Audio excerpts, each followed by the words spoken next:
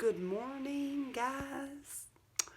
I apologize I didn't get my normal video out for the week this past weekend, but I am going to be catching up on videos. I have several things that I want to go over with you guys. Got a list actually, so I'm just going to start tacking away at that.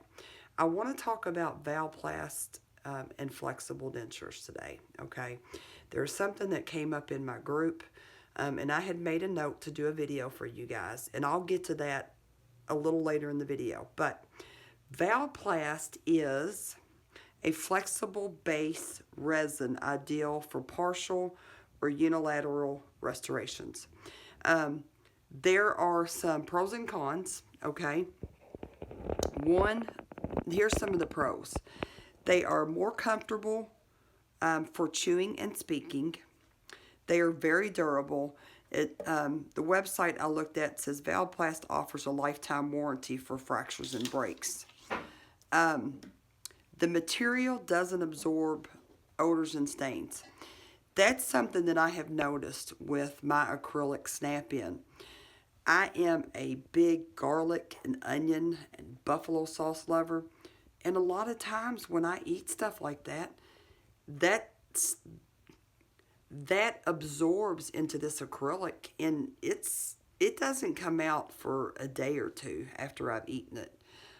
Even after a good soak, I can soak it a couple times and brush it, and you can still taste and smell that. So that's the good thing about Valplast. Another good thing. It's also good for allergy sufferers. If for someone, if in an instance someone were allergic to acrylic or certain metals, Valplast might be a good option.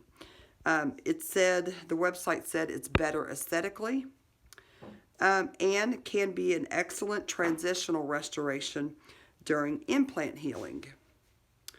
Some of the cons are higher cost because it takes longer in the lab, harder to adjust and polish, and heat can change the shape.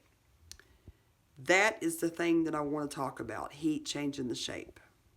First of all, I would advise you, most dentures and partials I believe are made of acrylic, but they do have the Valplast and the flexible out now. Just to be on the safe side, I would ask your dentist if there are any specific care instructions for your prosthesis, and here's why. There is a gentleman in my group that I believe had a, I don't know if it was a regular or a partial, just regular acrylic denture, and recently went to the Valplast or flexible denture. Well, when he got home, I guess he had taken it out.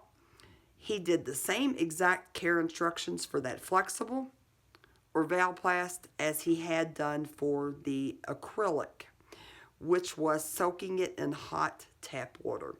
When he pulled the flexible or Valplast out of the hot tap water, it distorted it. It had changed shape on him. And he was very upset because he didn't know, and the dentist didn't tell him. So just to be on the safe side, especially if you are a new denture wearer, if you're going into this for the first time, ask your dentist or whoever's making your denture if there are any specific care instructions for your prosthesis. There's one more pro that I forgot to mention on the Valplast, and that is it's usually fabricated readily, so it doesn't require multiple try-ins. Okay, now let's talk about some of the pros and cons of flexible dentures. Flexible dentures are made of nylon, as opposed to the regular acrylic that most dentures are made of. Some of the benefits are they aren't as brittle, so they are less likely to shatter if dropped. That's something that happened to me I will never forget. Before I had my implant retained denture, I had a partial for a short period of time. Mine was just a regular acrylic partial with the metal clasp on it, I guess. And it was mainly for the forefront teeth, and then it had some in the back. and my fiance and I were out of town, staying in a hotel. I had only had the thing, oh, maybe a week or two, if I can remember, and I was in the bathroom. I had taken it out of the container to brush it, and I dropped it on the tile floor in the bathroom, and it shattered. Worst day of my life. I thought, oh my gosh, what am I going to do? But that's one of the benefits of getting the flexible or the Valplast. You know, if it's dropped, it's not brittle and it's unlikely to shatter. Now, one other thing that is a benefit that I read is that it clings to the gums and it doesn't require metal clasp or adhesive. Now, for those of you that have the flexible dentures like Miss Vicky, I don't know if you use adhesive or not, but it says that you don't have to use adhesive, but I'd like to know, is that true? Do you have to use adhesive? Or anybody that has a flexible denture, do you have to use adhesive? The material is clear, so it allows for the natural gum color to show through. And it says it doesn't take as long in the lab. Now, one of the only disadvantages that it listed on the website I was on was that you have to clean them very carefully because they are more prone to bacteria buildup. So, for those of you that are new to all this, that's something that you may want to consider. You may look into getting, if you're going in for a partial, you may consider a Valplast or a flexible denture. I have no experience with one, so I couldn't tell you how it feels in the mouth. The only thing I know is the acrylic. But I know that there are several people in my group, in my Facebook group, my denture implant support group, that do have the Valplast, a few people that have the flexible. So if that's something that you are thinking about, I would encourage you to join my group. I will post the link in the description. It's a great place for information and a great place for support. Okay, one last thing I want to mention. There is a new YouTuber out there named David Coffman. So far, he's got 2 videos out, but David just had, on Tuesday, 26 extractions, 4 bone grafts. Right now, he is in immediate dentures. Once he heals, he goes back, I think, 4 to 6 months for implants. So I would encourage you to, I'm going to put the link to his channel in the description as well.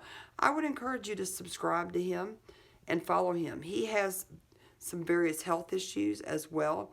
So for those of you out there that have various health issues, diabetes and things, and you're concerned about the whole process, you will learn some stuff from him. I love him. I love him already. He's in my group. He's a great guy.